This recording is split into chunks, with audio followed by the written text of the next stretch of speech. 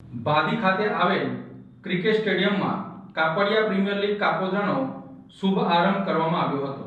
Kapadia premier league કાપોદ્રાનો આરંભ કરવામાં આવ્યો હતો ત્યારે આ ટુર્નામેન્ટના કાપોદ્રા ગામની 3 જેટલી ટીમોએ ભાગ લેનારી છે। આ ટુર્નામેન્ટમાં કેશવા ઇન્ડસ્ટ્રીઝના ઓનર શરાફત ખાન, KPS 11 ટીમના ઓનર મોહમ્મદ કાપડિયા અને મેવાતી કિંગના ઓનર અબ્બાસ મસ્તાન મેવાતી જેવા મહાનુભાવોએ ક્રિકેટ પ્રેમીઓનો ઉત્સાહ વધારવા ટીમોને પ્રીમિયર લીગમાં રમવા માટે ઉતારવામાં આવી હતી। આ ક્રિકેટ ટુર્નામેન્ટ યોજવા હેતુ અંતર્ગત કાપોદ્રા ગામના યુવાનો રમતગમત ક્ષેત્રે આગળ વધે એ હેતુથી આ ટુર્નામેન્ટનું આયોજન કરવામાં આવ્યું છે।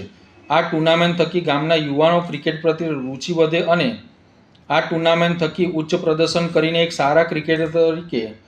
ઉભરી આવે અને આવા ક્રિકેટરોને આવનાર સમયમાં ભરૂચ જિલ્લા તેમજ ગુજરાત રાજ્યની વિવિધ ટુર્નામેન્ટોમાં ભાગ લઈને આગળ વધે અને કાપોદ્રા ગામના યુવાનો રમતગમત ક્ષેત્રે પોતાના ગામનું નામ રોશન કરે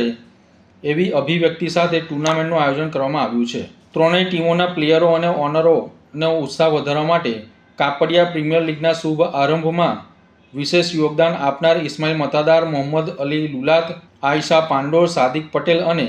સાબિર લુલાટ જેવા મહાનુભાવો ઉપસ્થિત રહીને આ ટુર્નામેન્ટનો શુભ આરંભ કરી ક્રિકેટરોને શુભેચ્છાઓ પાઠવી હતી। કાપોદ્રા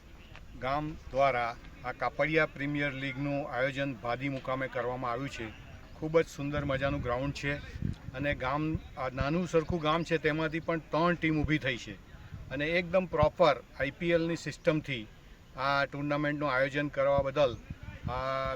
ઇસ્માઇલભાઈ મતાધાર તેમજ મોહમ્મદ અલી જે CEO છે એ બધા ખૂબ જ ઉત્સાહથી અને ખંતથી આનું આયોજન કર્યું છે અને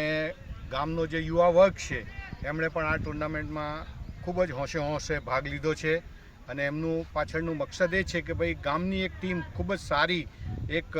ઉભરે આમાંથી અને એ ભરૂચ જિલ્લાની બીજી વિવિધ ટુર્નામેન્ટોમાં ભાગ લઈ અને સુંદર પ્રદર્શન કરે અને જેની અંદર જે ખેલાડીઓની અંદર પ્રતિભા રહેલી છે એ ડિસ્ટ્રિક્ટ લેવલ પર સિલેક્ટ થાય, આગળ ગુજરાત લેવલ પર સિલેક્ટ થાય અને ગામનું અને પોતાનું નામ રોશન કરે એવી ઈચ્છા છે। તો આ પ્રસંગે આ જે ટુર્નામેન્ટના આયોજકો છે એમને ખૂબ ખૂબ શુભેચ્છાઓ અને અમને બોલાવીને અમારું વક્તવ્ય રજૂ કરવા માટેનો